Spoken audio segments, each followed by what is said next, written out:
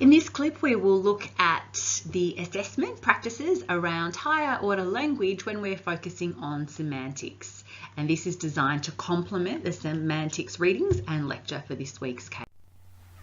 The starting point is determining what is a clause, and this will be revision. So, a clause is a group of grammatically related words expressing a proposition, but by definition it must include a subject and a predicate.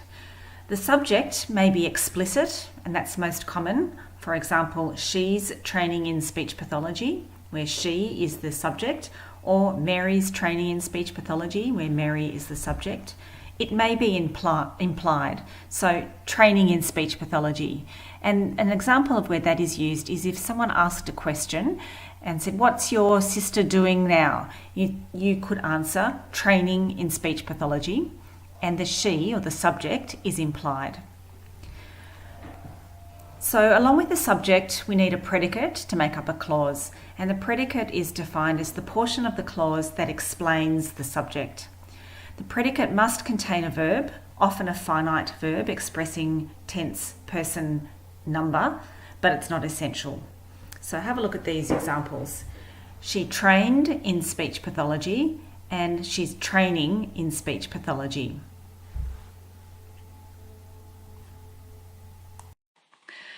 Conjunctions, again, important when we're thinking about T units.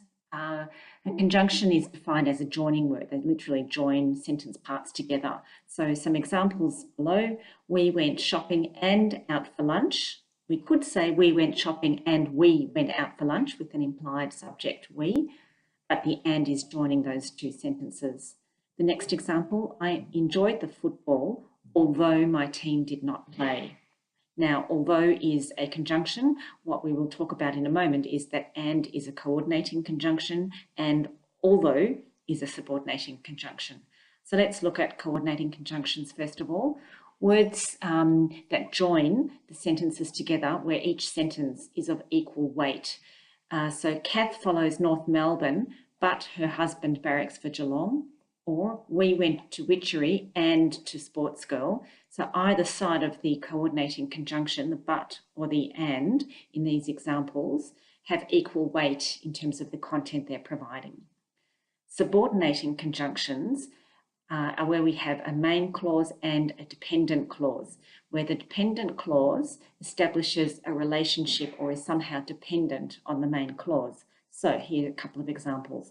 I enjoyed the football although my team did not win. Despite the warm weather, he kept his jumper on.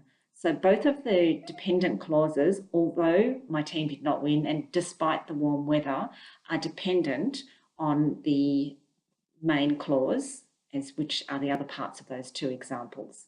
So you need to just keep them in mind, subordination and coordination, particularly because T units rely a lot on counting a subordination index or clausal density, which I'll come to.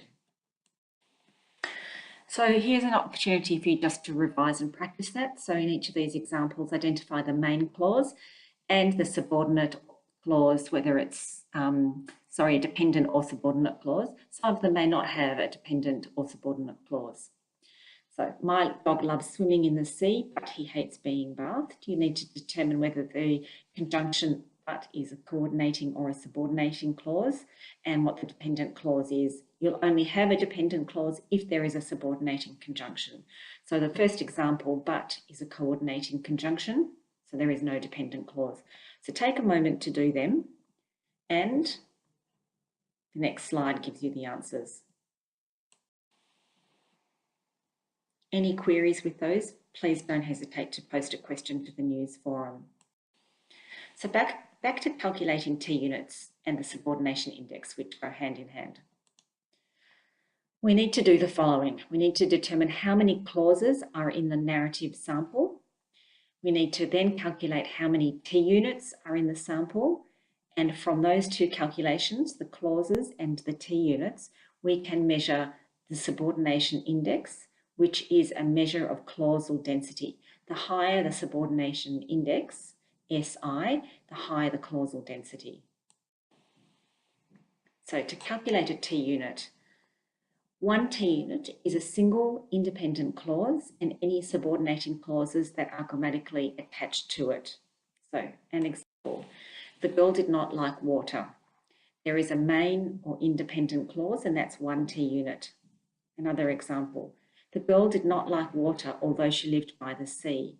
Here we have a main or independent clause plus a dependent clause, but it's still one T unit, even though there is a main and a dependent clause. All coordinated clauses are separated into individual T units. So in the example, the girl never liked water and she certainly did not like living in the swamp with her grandfather. If we break that up, we see we have two T units. The first, the girl never liked water. The second, and she certainly did not like living in the swamp with her grandfather, another T unit. The only if is if there is a co-referential subject deletion. The girl did not like water or juice is one T unit. So please just take some time just to think those through, and on the next couple of slides we'll have opportunities to practice that. Sorry about the dog barking. So to calculate the subordination index, which is a measure of clausal density, we count the number of clauses in the entire sample and divide it by the total number of T units in the sample to give us the SI. The higher the score, the greater the clausal density. Keeping in mind that a T unit is a main clause plus or minus any subordinating clauses attached to it.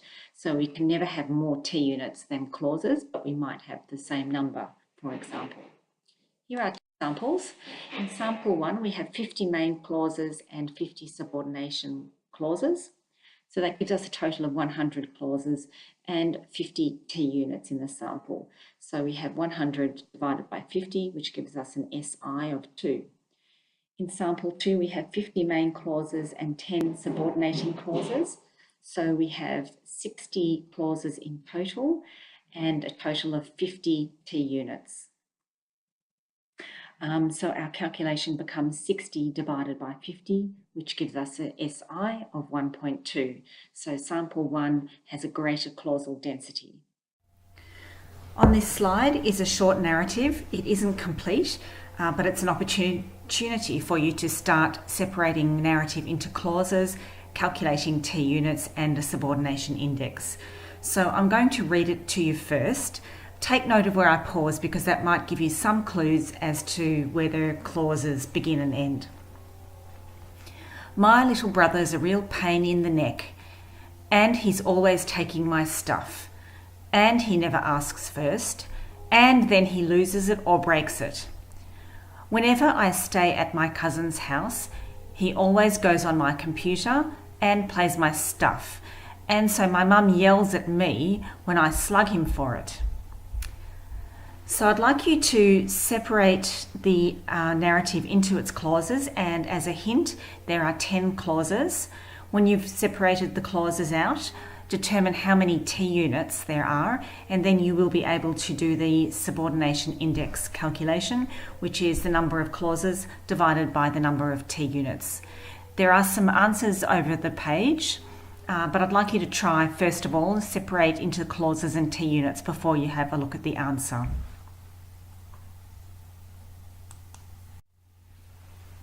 So here are the 10 clauses from that short narrative. 1, my brother's a real pain in the neck. 2, and he's always taking my stuff. 3, and he never asks first. 4, and then he loses it. 5, or breaks it. 6, whenever I stay at my cousin's house. 7, he always goes on my computer. 8, and plays my stuff. 9, and so my mum yells at me. 10, when I slug him for it. So let's look at calculating the T unit now. Following breaking it into clauses, how many T units have you calculated? So this is my calculation. Any queries, please don't hesitate to put anything up on the news forum or discuss with each other. So the first T unit, my little brother's a real pain in the neck, independent clause. 2nd, and he's always taking my stuff, another independent clause.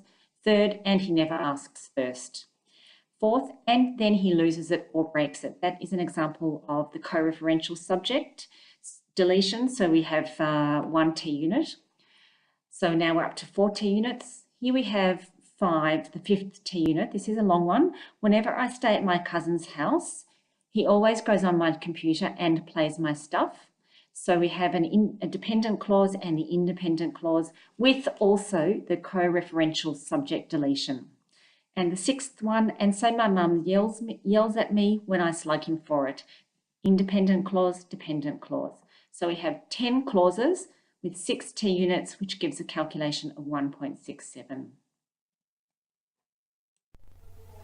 So finally, for further practice with T units and calculating a subordination index, I've uploaded a document called Analysing Grammatical Narrative Complexity. There are 4 samples for you to analyse, and answers are provided with explanations about how the T units are determined.